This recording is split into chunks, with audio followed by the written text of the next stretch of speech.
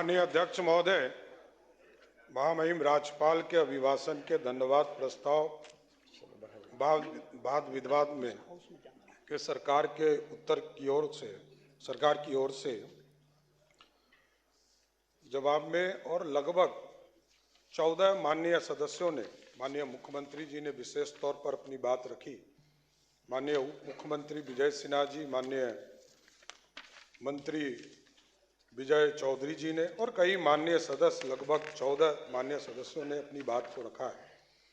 और यह सरकार, नई सरकार जनता के आशीर्वाद से चुनकर आई है और 2025 में जो जनमत एनडीए को बिहार की जनता ने दिया है और जो हम लोगों ने कमिटमेंट किया था अपने मैनिफेस्टो के माध्यम से, सभी पांचों पार्टियों ने मिलकर जनता के बीच में कमिटमेंट किया था, उसके आधार पर हम लोगों ने सरकार की रूपरेखा और महामहिम राज्यपाल के माध्यम से सरकार ने अपनी बातों को रखा है।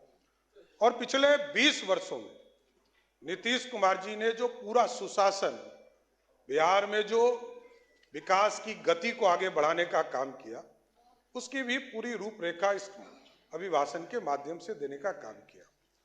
जहां हम मेडिकल के सेक्टर में 2005 में, अभी हमारे साथी मित्र सर्वजीत जी बोल रहे थे, बिहार में अंग्रेजों ने 2 मेडिकल कॉलेज बनाए थे और 4 कर्पूरी ठाकुर जी और संयुक्त सरकारों ने 1978 में बनाने का काम किया था, 78 और 67 में किया।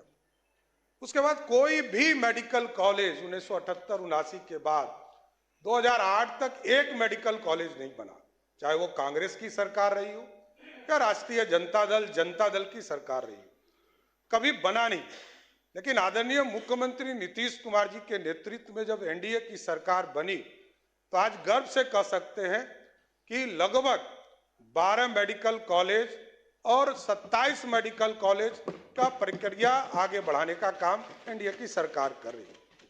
और कई चीजें हमारे विरोधी पक्ष के साथी ने आरोप लगाए, क्योंकि हमारे सारे चीज हमारे माननीय मंत्री और माननीय विधायकों के माध्यम से आपके पास आया, मैं 2-3 चीजों पर बड़ा स्पष्ट बताना चाहता हूं। ये लोग बार बार बोलते हैं कि सुशासन, यह नीतीश कुमार जी ने सुशासन स्थापित किया। यहां कोई बुलडोजर इशू नहीं है, ना मेरा नाम बुलडोजर है, मैं सिर्फ सम्राट चौधरी के नाम से जाना जाता हूं, इतना स्पष्ट रहिएगा।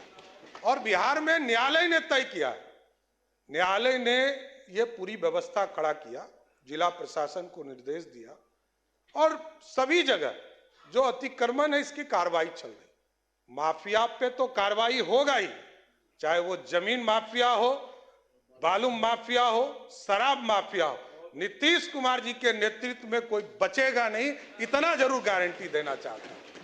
और कोई भी गरीब हो, एकदम सरकार तो जमीन भी देती है।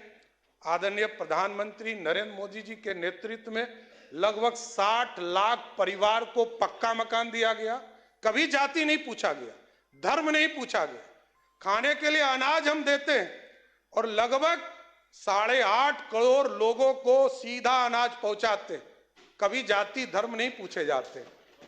और सारे चीजों को, वो तो आप माननीय विधायक हैं, वो ज्यादा जान रहे हैं, उचित फोरम पर आप दीजिए, जरूर जवाब मिलेगा।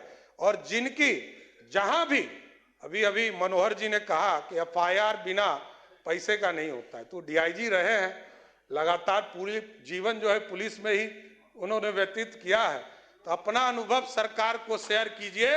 एक एक व्यक्ति से भी पैसा लिया जाएगा तो जरूर उसको बर्खास्त करने का काम नीतीश कुमार की सरकार करेगा साथियों। और कुछ लोगों ने कहा कि रेलवे, अरे सरकार का दायित्व है। 2022 में लगभग 6000 स्पेशल ट्रेन चलाएगी, 2023 में लगभग 7500 रेलवे का स्पेशल ट्रेन चलाया गया, 2024 में आपको लगभग 9500 रेलवे का स्पेशल ट्रेन चलाया गया। और इस बार हम लोग गए थे, स्वयं गए थे, मैं गया था, केंद्रीय मंत्री ललन सिंह जी गए थे, संजय झा जी गए थे। हम लोगों ने जाकर आग्रह किया कि बिहार के लोगों को दिक्कत नहीं हो, यही लोग दिखाते थे। विरोधी पक्ष ही, कांग्रेस के लोग राजद के लोग दिखाते थे कि जो बाहर से लोग आते हैं उनको दिक्कत होती है। इस बार 12,500 ट्रेन बिहार में स्पेशल चलाकर बिहार को लोगों को लाने का काम किया।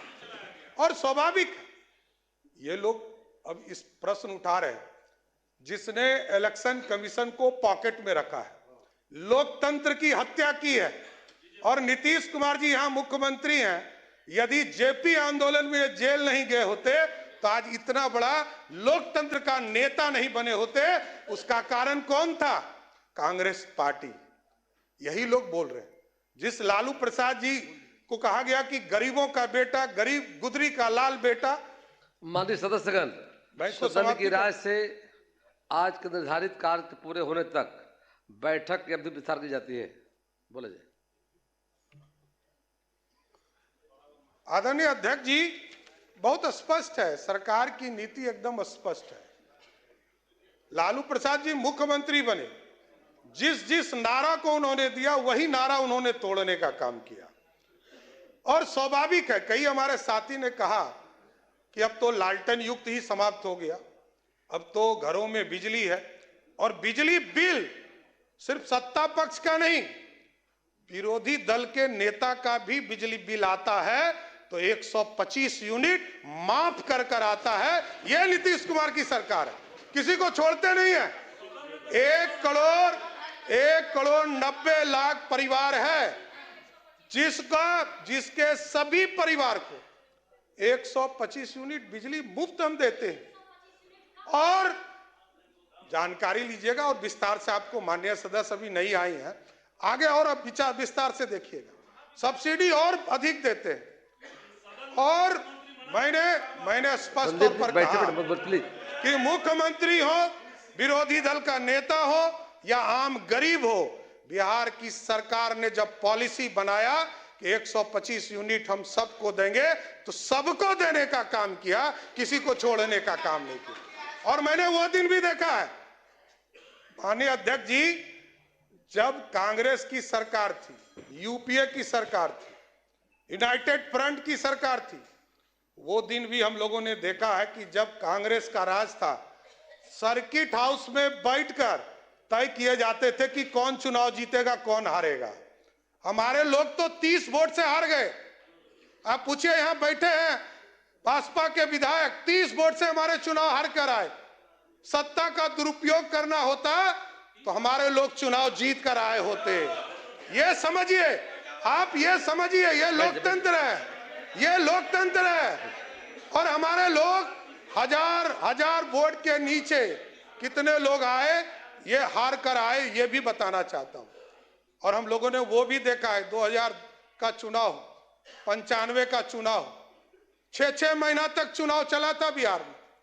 और जो चुनाव कराने वाले इलेक्शन कमीशन के कमिश्नर थे, वो कांग्रेस के सदस्य बनते थे, राज्यसभा के सदस्य जाते थे। और जो सुप्रीम कोर्ट में जज बनते थे, वो भी कांग्रेस पार्टी के सदस्य होते थे। कभी जज बनते थे, कभी राज्यसभा जाते थे। वो दिन भी देखा है बिहार के, देश के लोगों ने। इसलिए लोकतंत्र है, लोकतंत्र में पूरी व्यवस्था जनता को तय करने दीजिए। जनता ने पूरी व्यवस्था दिया है, जनता के माध्यम से पूरी सरकार चुनकर आई है और जनता का भरोसा है। जनता ने 202 सीटें देकर बिहार में प्रचंड बहुमत नीतीश कुमार जी और मोदी जी को देने का काम किया। इसलिए हम लोगों ने तो पहले दिन से काम शुरू कर दिया है। अध्यक्ष महोदय, जब पहली कैबिनेट हुई तो न्यू टेक हब के लिए कमेटी बनाने का काम किया गया, न्यू एज इकोनॉमी के तौर पर एक कमेटी बनाने का काम किया गया, स्टार्टअप के पूरे ग्रुप्स को चलाने के लिए कमेटी बनाया गया, आर्टिफिशियल इंटेलिजेंस के लिए कैसे हम उसका प्रयोग कर सकते हैं, लोग दुरुपयोग नहीं करें। और हमने स्पष्ट तौर पर कहा है कि जो लोग मीडिया पर या सार्वजनिक स्थान पर किसी व्यक्ति को गाली देने का काम करेंगे, उसको जेल के अंदर जाना होगा, कोई बचा नहीं सकता है। आप सार्वजनिक गाली नहीं दे सकते हैं, यह अधिकार नहीं है। लोकतंत्र लोक लज्जा से चलता है, सबको यह व्यवस्था में आना पड़ेगा। इसलिए पूरी व्यवस्था लगातार नीतीश कुमार जी के नेतृत्व में चल रहा है। शुगर मिल के बारे में विजय जी ने बताया कि 25 शुगर मिल जो हमारे, उसमें से 9 जो बंद पड़े उनको भी पूर्ण रूप से चालू करने का काम किया जाए।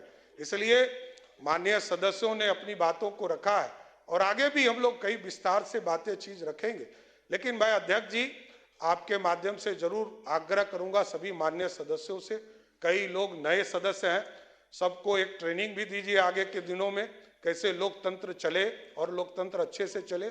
लेकिन आज जरूर आग्रह करूंगा कि राज्यपाल अभिभाषण में जो आज वाद विवाद हुआ है इसको आप लोग पारित करने का काम करें और महामहिम राज्यपाल को धन्यवाद देने का काम जरूर इस सदन करे। धन्यवाद।